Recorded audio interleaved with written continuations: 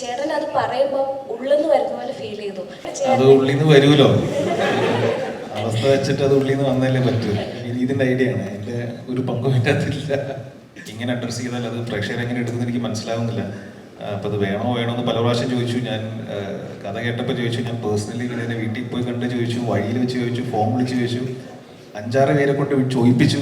പക്ഷെ എല്ലാ പ്രാവശ്യവും ഇനി ഇത് എടാ ഇത് വർക്കാണ്, നീ എന്നെ വിശ്വസിക്കും. അതിനോട് പേഴ്സണലായിട്ട് പറയാം. പക്ഷെ ഞാൻ ആദ്യമായിട്ടാണ് ഫുൾ റിസ്കിൽ ഒരു സിനിമ ഇറക്കുന്നത്. അപ്പോൾ ഇതിൻ്റെ ഒരു അവസ്ഥ എന്താകുമെന്ന് ഞാനിങ്ങനെ കുറേ ദിവസങ്ങളായിട്ട് ഭാര്യ അതുകൊണ്ടിട്ട് എൻ്റെ കൂടെ നിൽക്കാതെ വിയറ്റ്നാം ടൂർ പോയേക്കാണ്. എന്തെങ്കിലും മാസ ഡയലോഗ് ഞങ്ങൾ പ്രതീക്ഷിക്കാവുന്നു ജനഗണമനയിലൊക്കെ ഉണ്ടായതുപോലെ. നിവിനെ ഇവൻ നമ്മളെ മൊത്തത്തിൽ പറ്റിച്ചുകൊണ്ടിരിക്കുകയാണെന്നൊരു സംശയമുണ്ട്. നമുക്ക് എത്രയും പെട്ടെന്ന് ഒരു പ്രസ് മീറ്റ് കൊടുക്കണം. അങ്ങനെ നിവിൻ പറഞ്ഞു, നമ്മുടെ ഭാഷയിൽ തന്നെ നമ്മുടെ സിനിമ കാണട്ടെ എന്നുള്ള പർപ്പസ്ഫുൾ തീരുമാനം. അതിന് ഈ സിനിമ പെർഫെക്റ്റ് ആണെന്ന് ഞങ്ങൾ വിശ്വസിക്കുന്നു. നടികരുമായിട്ട് ക്ലാഷ് റിലീസ് ആണല്ലോ, അപ്പൊ നിവിൻ എങ്ങനെയാണ് നോക്കിയാണ്? അല്ല, നടികരായിട്ട് ക്ലാസ് റിലീസ് അല്ലല്ലോ, അത് 3-ാമത്തെ അല്ലേ. ആദ്യം അനൗൺസ്മെന്റ് ടീച്ചർ വന്നപ്പോൾ പിന്നെ പാട്ട് വന്നപ്പോഴൊക്കെ നിവിനെ ആ സ്പേസിൽ കണ്ട് എൻ്റെ ഭയങ്കര സന്തോഷം ഉണ്ടായിരുന്നു. പിന്നെ ഇന്നലെ പറഞ്ഞ പോലെ ട്രെയിലർ ഇറങ്ങിയപ്പം വേറൊരു രൂപം സിനിമയുടെ കിട്ടുന്നുണ്ട്. അപ്പൊ നിവിനെ സംബന്ധിച്ച് ഈ സിനിമ കഥ കേൾക്കുമ്പോഴുള്ള ഏറ്റവും വലിയ എക്സൈറ്റ്മെന്റ് എന്തായിരുന്നു? എന്താണ് യെസ് പറയിപ്പിച്ചത്? ഈ സിനിമ ചെയ്യാനാണ്. യെസ്, ഈ സിനിമ വളരെ റിലേറ്റബിൾ ആയിട്ടുള്ളൊരു കഥയായിരുന്നു. ആ ക്യാരക്ടർ മലപ്പറമ്പിൽ ഗോപി വളരെ റിലേറ്റബിൾ ആയിട്ടുള്ള ഒരു ക്യാരക്ടർ. എനിക്ക് അത്രയും ക്യാരക്ടേഴ്സ് ചെയ്യാൻ ഭയങ്കര ഇഷ്ടമുള്ള ആളാണ്. അപ്പോൾ ഒരു നാട്ടുമ്പുറവും അവിടെ കുറച്ച് സുഹൃത്തുക്കളും ഒരു അവിടെ കളിച്ചിരിച്ച് നടക്കുന്ന ഒരുതിനും വലിയ വീട്ടുകാർക്കൊന്നും വലിയ ഗുണമില്ലാത്തൊരു എനിക്ക് അങ്ങനത്തെ ഒരു സ്പേസ് രസമാണ്. അത് ഭയങ്കര എക്സ്പ്ലോർ ചെയ്ത് ഫണ്ണായിട്ട് ചെയ്യാം എന്നുള്ളൊരു ഇതുണ്ടായിരുന്നു. പക്ഷേ ഇതിൽ കഥ ഇത്തിരി കുറച്ചും കൂടി നല്ല സ്ട്രോങ് കഥയാണ്. അപ്പോൾ അത് വെറുതെ തമാശ പരിപാടിയല്ല, തമാശ പരിപാടിക്ക് മുമ്പ് ചെയ്തിട്ടുണ്ട്. അപ്പം അതും എന്നാലൊരു ഇപ്പം നേരത്തെ പറഞ്ഞ പോലെ ഈ കളിയിൽ അല്പം കാര്യം എന്ന് പറയുന്ന പോലെ ഒരു വളരെ രസകരമായിട്ടൊരു ബ്ലെൻഡ് ഈ പടത്തിലുണ്ട്. അപ്പോൾ അത് ചിലപ്പോൾ തിയേറ്ററിൽ പ്രേക്ഷകർക്ക് വർക്കാവും എന്ന് തോന്നി. അതാണ്.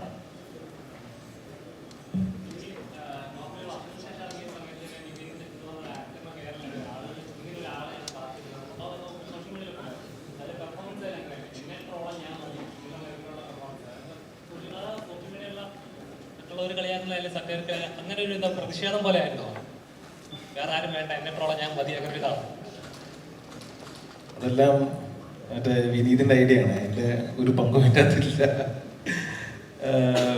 അല്ലേ, വിനീതത്ത് പറഞ്ഞത് അത് നമുക്ക് എന്തെങ്കിലും പ്രശ്നങ്ങളുണ്ടെങ്കിൽ നമ്മളത് ഫേസ് ചെയ്യാന്നുള്ളത്, നമ്മൾ ഒളിച്ചോടിയിട്ട് കാര്യമൊന്നുമില്ല. എനിക്ക് തോന്നുന്നു വിനീതൻ അങ്ങനെ ഒരു ക്യാരക്ടർ എഴുതാൻ എനിക്ക് തോന്നുന്നു നമ്മുടെ കരിയറിൻ്റെ ഭാഗത്ത് സഹായിച്ചു എന്ന് തോന്നുന്നു. അപ്പം അത് എഴുതിയതാണ്. പക്ഷെ അത് സത്യം പറഞ്ഞ ഇങ്ങനെ ഒരു റിസപ്ഷനൊന്നും ഞാൻ മനസ്സിൽ ചിന്തിച്ചിട്ടില്ല. അതൊരു ഗസ്റ്റ് അപ്പിയറൻസ് വന്നു പോകുന്നു എന്നുള്ളത് മാത്രമായിരുന്നു. പക്ഷേ പ്രേക്ഷകർക്ക് അത് ഇഷ്ടപ്പെട്ടു എന്ന് പറഞ്ഞു.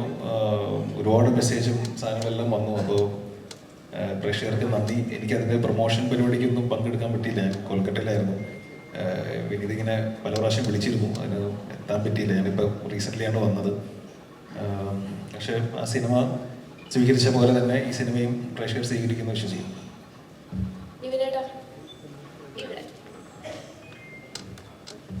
വർഷങ്ങൾക്ക് ശേഷം വന്ന് തിയേറ്ററിലെല്ലാം കയ്യടി നേടിയ, ഏറ്റവും കൂടുതൽ കയ്യടി നേടിയ ഒരാളാണ് നിവിനേട്ടൻ ആ ക്യാരക്ടർ വെച്ചിട്ട്. അപ്പം ഇപ്പം ചേട്ടൻ പറഞ്ഞ പോലെ വിനീത് ശ്രീനിവാസനാണ് ഇതിൽ എഴുതിയിരിക്കുന്നത്, ഫുൾ ആളുടെ ആണെന്ന് പറഞ്ഞു. പക്ഷെ എന്നിരുന്നാലും ചേട്ടൻ അത് പറയുമ്പോൾ ഉള്ളെന്ന് വരുന്ന പോലെ ഫീൽ ചെയ്തു. ചേട്ടൻ്റെ സ്വന്തം ഡയലോഗായിരുന്നു അത്. അതൊന്ന് ജസ്റ്റ് ഒന്ന് പറയാൻ കൂടി അത് ഉള്ളിന്ന് വരൂലോ, അവസ്ഥ വെച്ചിട്ട് അത് ഉള്ളിന്ന് വന്നാലേ പറ്റൂ. അല്ല, അത് ഞാൻ ആദ്യമായിട്ട് കഥ കേട്ടപ്പം എനിക്ക് ഇച്ചിരി പേടിയുണ്ടായിരുന്നു. അങ്ങനെ ഡയലോഗ് പറയാനൊക്കെ പേടിയുണ്ടായിരുന്നു. അത് ഞാൻ വിനീതിനോട് പറയുകയും ചെയ്തു, വിനീത് ഇത് ഇങ്ങനെ അഡ്രസ്സ് ചെയ്താൽ അത് പ്രേക്ഷകർ എങ്ങനെ എടുക്കുന്നത് എനിക്ക് മനസ്സിലാവുന്നില്ല. അപ്പം അത് വേണോ എന്ന് പല പ്രാവശ്യം ചോദിച്ചു. ഞാൻ കഥ കേട്ടപ്പോൾ ചോദിച്ചു, ഞാൻ പേഴ്സണലി ഇതിനെ വീട്ടിൽ പോയി കണ്ട് ചോദിച്ചു, വഴിയിൽ വെച്ച് ചോദിച്ചു, ഫോം വിളിച്ച് ചോദിച്ചു, 5-6 പേരെ കൊണ്ട് ചോദിപ്പിച്ചു. പക്ഷെ എല്ലാ പ്രാവശ്യവും വിനീത് എടാ ഇത് വർക്കാണ്, നീ എന്നെ വിശ്വസിക്കും, ഇത്ര നാൾ എന്നെ വിശ്വസിച്ചല്ലോ. ഓക്കെ, അപ്പം ഞാൻ ഒരു ബ്ലൈൻഡ് ബിലീഫ് വിനീതിനെ ട്രസ്റ്റ് ചെയ്ത ക്യാരക്ടറാണ്. അത് നമുക്ക് ഇനിയൊരു വേദിയിലാണ്, കാരണം അല്ലെങ്കിൽ നമുക്ക് മലയാളി ഫ്രം ഇന്ത്യനെ കുറിച്ച് സംസാരിക്കാം. അതിനോട് പേഴ്സണലായിട്ട് പറയാം.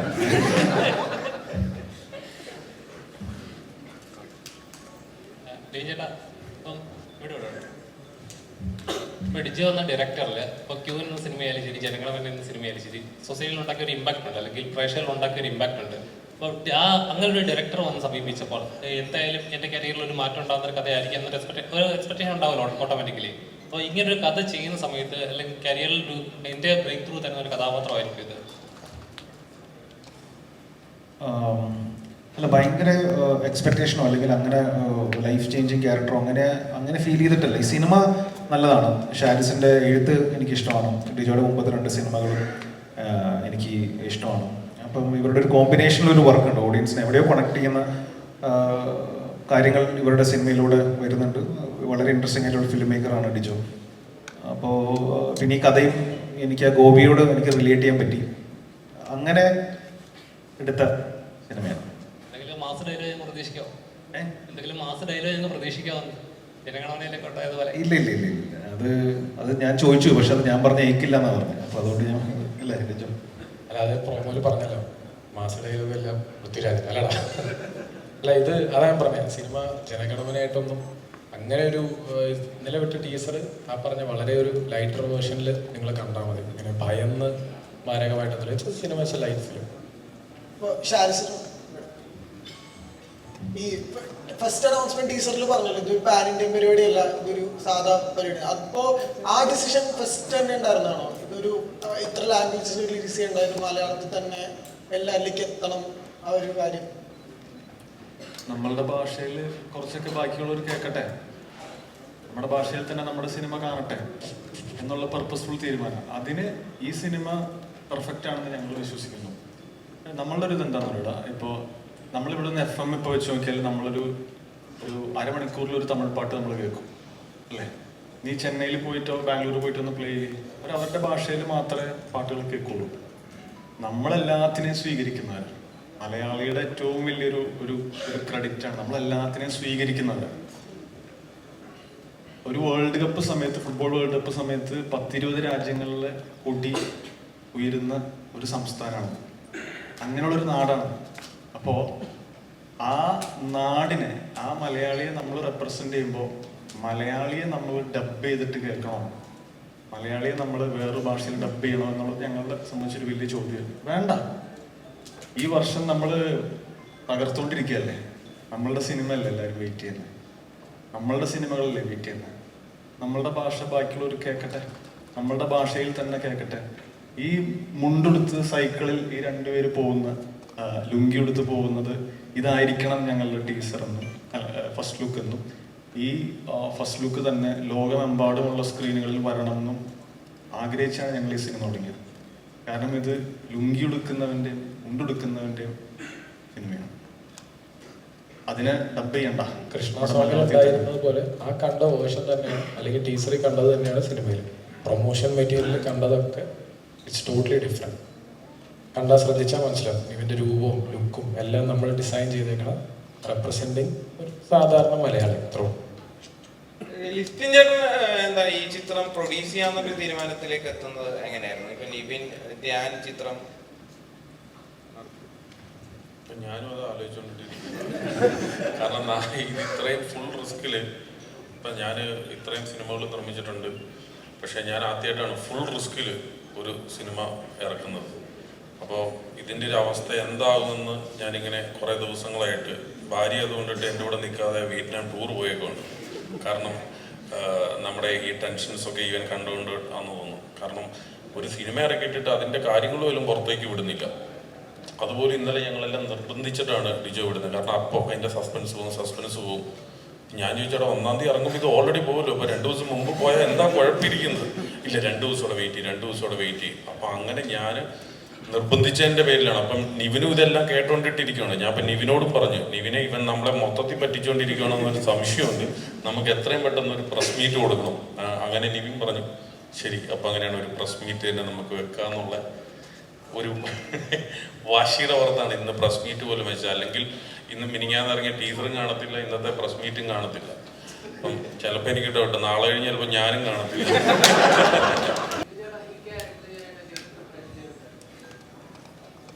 ഉണ്ടായിരുന്നു ഒരു 1-2 മണിക്കൂർ ഒരു വിഗ് വെക്കാൻ വേണ്ടിയിട്ട് ഞങ്ങൾ കുറേ നേരം പ്രിപ്പയർ ചെയ്തല്ലേ ഡിജോ? ഒരു ദിവസം മൊത്തം ഏറ്റവും അലമ്പ് വിഗ് എങ്ങനെ സെറ്റ് ചെയ്യാമെന്നുള്ള ഡിസ്കഷൻ ആയിരുന്നു. അപ്പോൾ അതിങ്ങനെ കുറേ ഇട്ട് ഞങ്ങൾ പലത് വെച്ച് പിന്നെ അത് സമയമെടുക്കും. ആ പ്രോസസ്സ് തന്നെ ഒരു 15-20 മിനിറ്റോളം അത് സെറ്റ് ചെയ്ത് അത് അങ്ങനെയൊക്കെ കുറച്ച് അല്ല, അങ്ങനെ ഭയങ്കര പ്രിപ്പയർ ചെയ്ത് അങ്ങനെയൊന്നും ചെയ്തിട്ടില്ല പടം. അങ്ങനെ കണ്ടറിയാലോ. നിവിൻ ഈ ട്രെയിലറിന്റെ അവസാനം മറ്റൊരു ടെറേനിൽ കൂടി ബസ് പോകുന്നതും നിവിൻ്റെ മറ്റൊരു ലുക്കും ഇതിൽ കാണുന്നുണ്ട്. അത് കുറച്ചൊരു ഫ്രാക്ഷൻ ഓഫ് സെക്കൻഡ്സേ ഉള്ളൂ. അപ്പം സിനിമയിൽ ഒരു മലയാളി മറ്റൊരു നാട്ടിൽ പോയി ഒരു മാസ് ആവുന്ന ഒരു രീതിയിലുള്ള ഒരു ട്രീറ്റ്മെന്റ്, അങ്ങനത്തെ ഒരു 2 ചേഞ്ച് നമുക്ക് പ്രതീക്ഷിക്കാൻ പറ്റും. ഒരു ദിവസം കൂടെയല്ലേ ഉള്ളൂ. ഇപ്പോൾ ഞാൻ പറയും, ഇതിൽ വളരെ ഇൻട്രസ്റ്റിംഗ് ആയിട്ടുള്ള ഒരു കഥ പറഞ്ഞു പോകുന്നുണ്ട്. അപ്പം ചിലത് നമുക്കിപ്പോൾ റിവീൽ ചെയ്യാൻ പറ്റില്ലല്ലോ. പക്ഷെ ടീസറിലുണ്ട്, അത് തിയേറ്ററിൽ കാണും. അല്ല, ബേസിക്കലി പറഞ്ഞാൽ ഇപ്പോൾ ലിസ്റ്റും പറഞ്ഞാൽ ഇതിനകത്ത് സസ്പെൻസ് ഒന്നും ഇല്ല. നീ വിട്രാന്ന് പറഞ്ഞിട്ട് സസ്പെൻസ് ഒന്നുമില്ല. ഇപ്പം എനിക്ക് തോന്നുന്നു നിങ്ങൾ ഇന്നലെ ടീച്ചറിൽ കണ്ടതായിരിക്കാം ഒരു സസ്പെൻസ്. അതായത് നിവിൻ്റെ ഒരു ലുക്കും കൂടെ ഉണ്ട്, അത്ര ഉള്ളൂ. അല്ലാതെ അതിപ്പരം ഈ ജനഗണമന പോലെ ഒരു ഹാർഡ് കോർ സസ്പെൻസ് ഡ്രിവൻ സിനിമയല്ല. This is a very light hearted cinema. അതിൽ ഇങ്ങനെ ഒരു ലുക്കുണ്ട്, അത് വ്യക്തമാക്കണമെന്നുണ്ടായിരുന്നു. അത് ഇന്നലെ ടീച്ചർ വിട്ടില്ലായിരുന്നെങ്കിൽ ഒരു പക്ഷേ നിങ്ങൾ തിയേറ്ററിലേക്ക് കാണത്തുള്ളായിരുന്നു. ഞങ്ങൾ അതുകൊണ്ട് അത് ഇന്നലെ നമ്മളത് വളരെ ക്ലീനായിട്ട് വിട്ടു. ഈ മൈ നെയിം ഈസ് ഖാനൊക്കെ പോലെ വേറൊരു ടെറൈനിലേക്ക് പോകുന്ന പൊളിറ്റിക്സ് ഒക്കെ ഡിസ്കസ് ചെയ്യുന്ന ഒരു തരത്തിലേക്കുള്ള ചിത്രമാണോ ഇത്? ഇത് ആക്ച്വലി ഞാനും കണ്ടു കുറേ സിനിമകൾ, ഈ പറഞ്ഞ പോലെ മൈ നെയിം ഈസ് ഖാൻ, ഇങ്ങനത്തെ കുറേ സിനിമകളുടെ റെഫറൻസ് ആണ് എന്ന് പറയുന്നവരാണ്. സത്യം പറഞ്ഞാൽ ആ സിനിമയൊക്കെ നമ്മൾ ഭയങ്കരമായിട്ട് ഇൻസ്പയർഡ് ആയിട്ട് കാണുന്നത്. അത് വേറെ ലെവൽ സിനിമയാണ്. ഇത് എനിക്ക് തോന്നുന്നു ഇപ്പോൾ ജനഗണമനയുടെ സമയത്ത് നമ്മൾ ഏപ്രിൽ 28 ഇറങ്ങുന്നതിന് മുന്നേ അത് പലരും പറഞ്ഞു അബ്ദുൾ നാസർ മദനിയുടെ കഥയാണോ എന്നൊരു ചോദ്യം ഉണ്ടായിരുന്നു. പക്ഷേ അത് നിങ്ങൾ ഏപ്രിൽ 28 വന്ന് കണ്ടപ്പോൾ നിങ്ങൾക്ക് മനസ്സിലായി. അപ്പോൾ അതുപോലെ തന്നെ ഇത് അൽപ്രബിൽ ഗോപിയുടെ കഥയാണ്.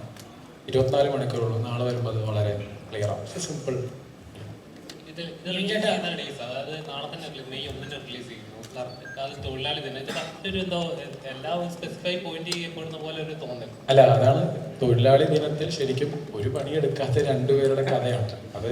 കാര്യം വളരെ ഡീപ്പ് റൂട്ടഡ് ആയിട്ട് സാധാരണക്കാരനെ റോ ആയിട്ടുള്ള ഒരു മലയാളി, അവൻ ഇങ്ങനെ ലുങ്കി മുണ്ടൊക്കെ ഉടുത്ത് സൈക്കിളിൽ നടക്കുന്ന അവൻ, പത്രമൊക്കെ വായിച്ച് ഇങ്ങനെ നടക്കുന്ന ഒരു തന്നെ അവൻ്റെ അമ്മ. അപ്പം അത് ലിസ്റ്റിനായാലും അന്ന് പറഞ്ഞു മെയ് 1 നമുക്കൊന്ന് ടാർഗറ്റ്, ഐ മീൻ അതൊരു ഓപ്ഷൻ അല്ലേ എന്ന് പറഞ്ഞപ്പോൾ ശരിയാണ്, ഞങ്ങൾക്ക് എല്ലാവർക്കും ഭയങ്കരമായിട്ട് കണക്റ്റായി.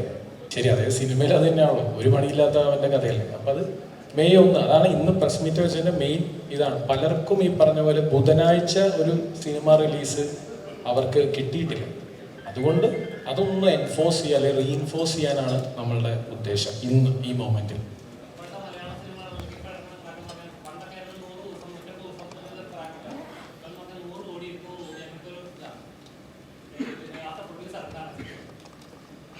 എനിക്ക് അത്രയും കോടിയൊന്നും വേണ്ട. ഇപ്പം നിലവിൽ ഈ ഇറങ്ങുന്ന എല്ലാ സിനിമകളും ഇപ്പോൾ നല്ല കണ്ടന്റ് ഓറിയൻറ്റഡ് ആയിട്ട് ഉള്ളതുകൊണ്ട് ഇതെല്ലാം നന്നായിട്ട് പൊക്കൊണ്ടിട്ടിരിക്കുകയാണ്. ഇപ്പം ഫെബ്രുവരി നോക്കിയാൽ ഫെബ്രുവരി മുതൽ ഇറങ്ങിയ എല്ലാ സിനിമകളും തന്നെ 50 കോടിക്ക് മേളിലാണ്. ഒരു 90% സിനിമകൾ അല്ലെങ്കിൽ 95% സിനിമകൾ, മലയാള സിനിമകളെല്ലാം എല്ലാ സ്റ്റേറ്റിലും സ്വീകരിക്കുന്ന ഒരു കാലമാണ്. എനിക്ക് തോന്നുന്നത് നിവിൻ്റെ സിനിമയാണ് പ്രേമമാണ് ഒരു ഔട്ട്സൈഡ് കേരള ഒരു 2 കോടി രൂപ 2.5 കോടി രൂപ ഷെയർ വന്നത്. അതാണ് മലയാള സിനിമയിൽ ഏറ്റവും കൂടുതൽ ഷെയർ വന്ന ഒരു സിനിമ. അതിനുശേഷം ഏറ്റവും കൂടുതൽ ഷെയർ വന്ന പടമാണ് ഇപ്പോൾ മഞ്ഞുമൽ ബോയ്സ്, അല്ലെങ്കിൽ ഇപ്പോൾ പ്രേമലു ഇപ്പോൾ 4-5 കോടി രൂപ ഷെയർ വന്നു. അപ്പം ഇപ്പോൾ തമിഴ് ആയിക്കോട്ടെ തെലുങ്ക് ആയിക്കോട്ടെ ഏറ്റവും കൂടുതൽ ഇപ്പം അവിടെയൊന്നും നല്ല സിനിമകൾ ഇപ്പോൾ ഇറങ്ങുന്നുമില്ല. അത് ഒരു വലിയൊരു കാരണമാണ്. അപ്പം ഇപ്പം നമ്മൾ തന്നെ നാളെ ഈ സിനിമ ഇറങ്ങുമ്പോൾ അത്രയും സ്റ്റേഷൻസ് ആണ് കിട്ടിയേക്കുന്നത്, തിയേറ്ററുകൾ കിട്ടിയിട്ടുണ്ട്. കാരണം ഒരു സിനിമ നല്ലതാണെങ്കിൽ മാക്സിമം കളക്ഷൻ കിട്ടാനുള്ള എല്ലാ കാര്യമുണ്ട്. അതുകൊണ്ടിട്ട് ഇപ്പോൾ ഒരു 100 കോടി എന്ന് പറയുന്നത് ഒരു അസാധ്യമായ കാര്യമല്ല. ഒരു പടം നല്ലതാണെങ്കിൽ 100 കോടി ഫാസ്റ്റായിട്ട് വന്നുകൊണ്ടിട്ടിരിക്കും. ഇപ്പോൾ ആടുജീവിതം പോലെയുള്ളൊരു സിനിമ അതുപോലും എത്ര പെട്ടെന്നാണ് 100 കോടി 150 കോടിയിലേക്ക് വരുന്നത്. സോ അങ്ങനെ ഓഡിയൻസെ മാറിക്കഴിഞ്ഞു. ഇപ്പോൾ ആളുകൾ സ്പെൻഡിങ് മൂഡിലാണ്, ചിലവഴിക്കാന്നുള്ള കാര്യം. അപ്പം ഇവൻ തന്നെ പറഞ്ഞ പോലെ നമ്മൾ ടൈമിങ് ഡ്യൂറേഷൻ ഇച്ചിരി കൂട്ടി വെച്ചേക്കാന്ന് പറഞ്ഞു. കാരണം എന്താണെന്ന് വെച്ചാൽ പുറത്ത് ഭയങ്കര ചൂടായതുകൊണ്ട് അകത്ത് AC-ലാണെങ്കിലും വന്നിരുന്നോട്ടെന്ന് ഓർത്ത് എങ്ങനെയെങ്കിലും വിചാരിച്ച് സിനിമ കാണുക എന്നുള്ളൊരു ഉദ്ദേശത്തിലാണ് ഞങ്ങളൊരു 10 മിനിറ്റ് കൂട്ടിയില്ല, 2:30ക്ക് തീർക്കാവുന്നതാണ്. ചുരുങ്ങിയ കാലത്ത് അനശ്വര ഒരുപാട് സീനിയർ ആക്ടേഴ്സിൻ്റെ കൂടെ ഒക്കെ ചെയ്തു. അപ്പം ഇതിൽ തന്നെ ആ ടീച്ചറിൽ എനിക്ക് കല്യാണപ്രായമായിട്ടില്ലടാ മുതുക്ക എന്ന് കേൾക്കാൻ നല്ല രസമുണ്ടായിരുന്നു. അപ്പം നിവിനായിട്ടൊരു ഇക്വേഷൻ എങ്ങനെയാണ്, നിവിനായിട്ടും ഈ ടീമിൽ വർക്ക് ചെയ്യുമ്പോഴൊരു എക്സ്പീരിയൻസും കൂടെ പറയണം. ഈ പടത്തിനകത്ത് എന്നോട് ആദ്യം വിളിക്കുമ്പോൾ തന്നെ എന്നോട് നിവിൻ ചേട്ടൻ പറഞ്ഞൊരു കാര്യം, എന്നെ ഫസ്റ്റ് വിളിക്കുന്നത് ഇത് പറഞ്ഞിട്ടാണ്, നിവിൻ ചേട്ടൻ്റെ നായികയായിട്ടാണെന്ന് പറയുമ്പോൾ തന്നെ ഞാൻ ആദ്യം ഇങ്ങനെ സെറ്റാവും, അല്ല അങ്ങനെയാണ് കഥ എന്ന് പറഞ്ഞിട്ടാണ് ഞാൻ വരുന്നത്. അപ്പോൾ ഈ പടത്തിനകത്ത് അങ്ങനെ കെമിസ്ട്രി എന്നൊന്നും പറയത്തക്ക വിധത്തിൽ, അല്ലെങ്കിൽ നമ്മൾ ഈ കൃഷ്ണ സോങ്ങിൽ കണ്ട പോലെ തന്നെ കൃഷ്ണയുടെ പുറകെ നടക്കുന്ന ഒരു ഒരു പൂവാലൻ എന്നൊക്കെ പറയാൻ പറ്റുന്ന ഒരു പരിപാടിയാണ് അതിനകത്ത്. ആ സോങ്ങിലുള്ള പോലെ തന്നെയാണ് പടത്തിലും ഉള്ളത്. സോ ഇപ്പം നിവിൻ ചേട്ടനാണെങ്കിലും സെറ്റിൽ കൂടെ വർക്ക് ചെയ്യാനാണെങ്കിലും ഭയങ്കര രസമായിട്ടുള്ളൊരു ആളാണ്. എനിക്ക് തോന്നുന്നു ആ റാപ്പോ നൈസായിട്ട് സ്ക്രീനിൽ വന്നിട്ടുണ്ട് എന്ന് തോന്നുന്നു.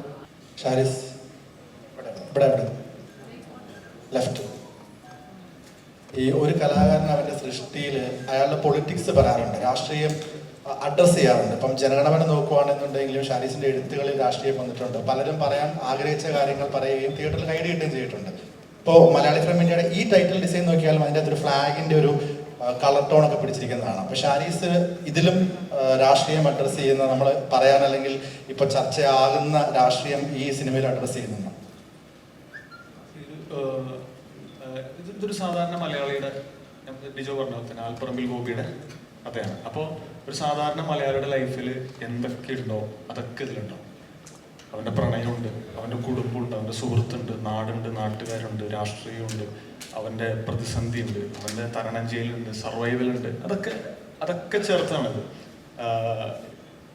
ഈ പറയുന്ന ആ ക്വസ്റ്റ്യനിലേക്ക് വരുമ്പോൾ മലയാളി നമ്മളല്ലേ ഉള്ളൂ ഇവിടെ, നമുക്ക് പറയാമല്ലോ. നമ്മൾ മലയാളി പത്രം വായിക്കുന്നവരാണ്, മലയാളി വനിതയും വായിക്കുന്നവരാണ്, അവൻ കളിക്കുടുക്കയും വായിക്കുന്നവനാണ്, അവൻ മുത്തുച്ചിപ്പിയും വായിക്കുന്നവനാണ്. അപ്പം മലയാളിയെ ഒരു കാരണവശാലും ആർക്കും പിടികൊടുക്കാത്തൊരുത്തനാണ് മലയാളി. അപ്പം ഞാൻ പറഞ്ഞില്ലേ, ഇത് മലയാളികളെ ഇതാണ് മലയാളി എന്ന് പറഞ്ഞെടുത്ത് വെക്കാൻ പറ്റുന്ന സിനിമയോ, മലയാളിയെ ഗ്ലോറിഫൈ ചെയ്യുന്ന സിനിമയോ, അല്ലെങ്കിൽ അവൻ്റെ എന്തെങ്കിലും ട്രേഡ്സിനെ ഗ്ലോറിഫൈ ചെയ്യുന്ന സിനിമയായിരിക്കില്ല. ഒരിക്കലും ഞാൻ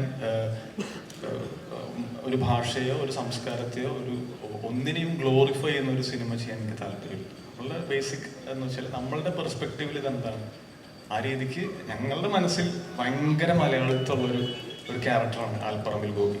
അതിൽ പ്ലസ് ആൻഡ് മൈനസ് ഉണ്ട്. അവനെ വൈറ്റ് വാഷ് ചെയ്യുന്ന സിനിമയിൽ പിന്നെ എനിക്കും ഡിജോക്കും ഡിസ്കസ് ചെയ്യുമ്പോൾ ഞങ്ങൾക്ക് പെട്ടെന്ന് നിവിൻ ബ്രോൻ്റെ ഫേസ് വന്നു. കാരണം ഞങ്ങളുടെ ജനറേഷനിൽ ഞങ്ങൾ തിയേറ്ററിൽ പോയിട്ട് ആഘോഷിച്ചിട്ടുള്ളതാണ് വടക്കൻ സെൽഫി, ഉമേഷ്. ഞങ്ങളുടെ ജനറേഷനായിട്ട് ഭയങ്കര റിലേറ്റബിൾ ആണ് നിവിൻ ബ്രോൻ്റെ. അപ്പോൾ അതുകൊണ്ട് നിവിൻ ബ്രോയിൽ വന്നു. ഇതിനുത്തരം ബേസിക്കലി ഒരു മലയാളിയുടെ ലൈഫിലുള്ള എല്ലാം ഉണ്ട്. അതുകൊണ്ട് തന്നെ ഒരു കാര്യം കൂടെ ഞാൻ അതിലൂടെ ആഡ് ചെയ്യുന്നു.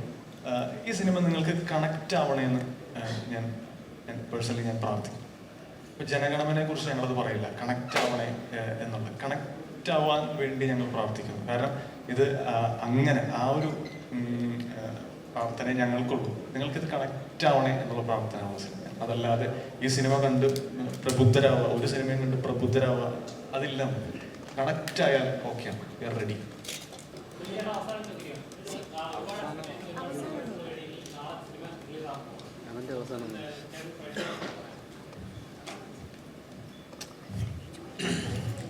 അല്ല, ഷാരിസും എല്ലാവരും പറഞ്ഞ പോലെ ഈ സിനിമ എല്ലാവർക്കും കണക്റ്റ് ആവട്ടെ, എല്ലാവർക്കും ഇഷ്ടപ്പെടട്ടെ. മലയാളികൾക്ക് വേണ്ടിയിട്ടുള്ള പടമാണ്, മലയാളികളുടെ പടമാണ്.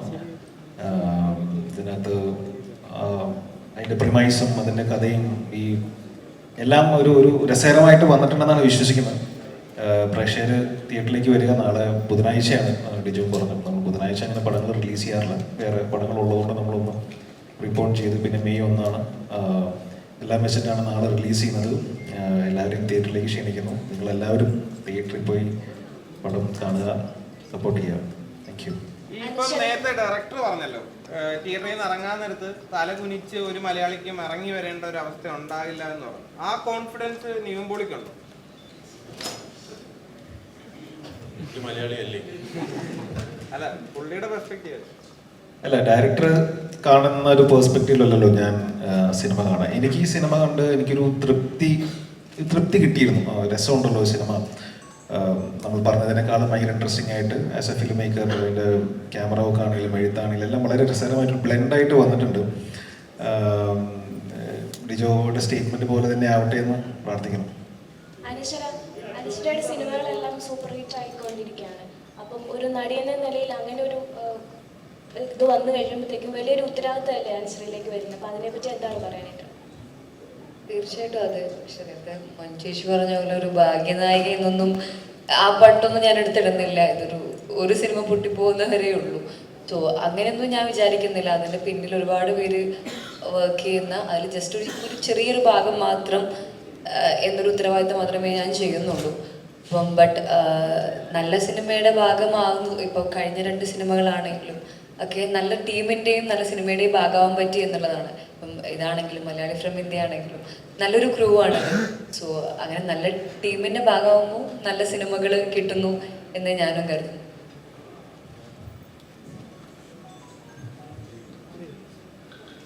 നടികരുമായിട്ട് ക്ലാഷ് റിലീസ് ആണല്ലോ, അപ്പൊ നിവിൻ എങ്ങനെയാണ് നോക്കിയാണ്?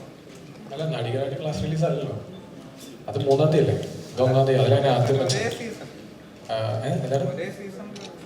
നമ്മൾ ഒരുമിച്ച് വയ്ക്കുമ്പോൾ അല്ലേ കറക്റ്റ് ക്ലാഷ് വരത്തുള്ളൂ. ഇത് അല്ല, എല്ലാ സിനിമയും വിജയിക്കട്ടെ. നടികരും അവർ വളരെ എഫർട്ട് എടുത്ത് ചെയ്യുന്ന സിനിമയാണ്. വലിയ വലിയ വിജയങ്ങൾ നടികറിനുണ്ടാവട്ടെ, നമ്മുടെ സിനിമയും സ്വീകരിക്കട്ടെ. ഈ 2 പടവും മല്ലി പ്രേക്ഷകർ സ്വീകരിക്കട്ടെ. നമുക്ക് എല്ലാ സിനിമയും വിജയിക്കും. അതാണ് ടൊവിനോയുടെ അടുത്ത സിനിമയും ഞാനാണ് നിർമ്മിക്കുന്നത്, എൻ്റെ അടുത്ത് ഇറങ്ങുന്നത്. അപ്പം ഉറപ്പായിട്ടും അതും വിജയിക്കണമല്ലോ. എല്ലാ സിനിമകളും വിജയിക്കണം. എല്ലാ സിനിമകളും നന്നായിട്ട് പോയിക്കൊണ്ടിട്ടിരിക്കുകയാണ്. ഇനിയിപ്പോൾ നമ്മളിപ്പം ടൊവിനോയുടെ പടം പരാജയപ്പെടാനായിട്ട് ആഗ്രഹിക്കത്തില്ല. അപ്പോൾ ആ വാശി വേണം. ഇപ്പോൾ ഒരേ സമയം തന്നെ പ്രേമലു ഇറങ്ങി, അന്വേഷ് പിങ്കണ്ടത്ത് ഇറങ്ങി, പ്രമേയം ഇറങ്ങി, മഞ്ഞുമൽ ബോയ്സ് ഇറങ്ങി. എല്ലാ പടവും ഹിറ്റാണ്. ഇവിടെ അതിന് അത്രയും സ്പേസ് ഉണ്ട്. 800-ഓളം തിയേറ്ററുകളുണ്ട്, സ്ക്രീനുകളുണ്ട്. നമുക്ക് അതിൻ്റെ അകത്ത് 100-200 സ്ക്രീനുകൾ നമ്മൾ ഉപയോഗിക്കുന്നുണ്ട്. ബാക്കി മറ്റുള്ളവർക്ക് ഉപയോഗിക്കാനായിട്ടുള്ളതാണ്. അപ്പോൾ അതുകൊണ്ടിട്ട് എല്ലാ സിനിമകളും ഹിറ്റാണ്. അപ്പോഴേ കോമ്പറ്റീഷൻ വരും. കോമ്പറ്റീഷൻ വരുമ്പോഴേ നമുക്ക് വീണ്ടും ഇത് ചെയ്യാനായിട്ട് പറ്റുള്ളൂ, പുതിയ പുതിയ പടങ്ങൾ എടുക്കാനായിട്ട് പറ്റുള്ളൂ. എനിവേ, ഈ പ്രസ് മീറ്റിൽ വളരെയധികം സന്തോഷം. ഇപ്പം ഡിജോ പറഞ്ഞതുപോലെ ഒന്നുമില്ല, ഈ പടത്തിൽ ഒത്തിരി നല്ല കാര്യങ്ങളുള്ള ഒരു നല്ല അഭിമാനിക്കാൻ പറ്റുന്ന, ഇപ്പം എൻ്റെ പാൻഡ്രായ മാജിക് ഫ്രെയിംസിന് പോലും അഭിമാനിക്കാൻ പറ്റുന്ന ഒരു സിനിമയായിരിക്കും. ഒരു ആത്മസംതൃപ്തി നൽകുന്ന ഒരു സിനിമയായിരിക്കും. ആകെ പറ്റിയത് എന്താണെന്ന് വെച്ച് കഴിഞ്ഞാൽ ഇവൻ 50 ദിവസം 60 ദിവസം കൊണ്ടിട്ട് ഷൂട്ട് തീർക്കാന്ന് പറഞ്ഞിട്ട് 132 ദിവസം കൊണ്ടിട്ടാണ് ഷൂട്ട് തീർത്തത് എന്നുള്ളത് ഒഴിച്ചാൽ ബാക്കി സിനിമ പൂർണ്ണ സംതൃപ്തി തരുന്ന ഒരു സിനിമ തന്നെയാണ്. അവന് ടീസറിൻ്റെ അകത്ത് പോലും അതിൻ്റെ അകത്ത് മെൻഷൻ ചെയ്തു 36 ദിവസം എന്ന് പറഞ്ഞിട്ട് 86 ദിവസം നീ ഷൂട്ട് ചെയ്തവനാന്ന് നിവിനെ കൊണ്ട് പറയിച്ചു. അപ്പം ആൾക്കാർ വിചാരിച്ചു ഇത് 86 ദിവസമേ ഷൂട്ട് ചെയ്തുള്ളൂ. ഞാനിത് ബിസിനസ് ചെയ്യാനായിട്ട് ചെല്ലുമ്പം ഭയങ്കര 130 ദിവസം ഷൂട്ട് ചെയ്തു എന്ന് പറയുമ്പോൾ ഇവൻ അവിടെ പറയിച്ചേക്കാണ് 86 ദിവസം കൊണ്ട്. അപ്പൊ അത്രയും ബുദ്ധിമാനായിട്ടുള്ള ഡയറക്ടറാണ് ഇത്. അതുകൊണ്ടിട്ട് സൂക്ഷിച്ച് ഇടപെടുക. ഓക്കെ.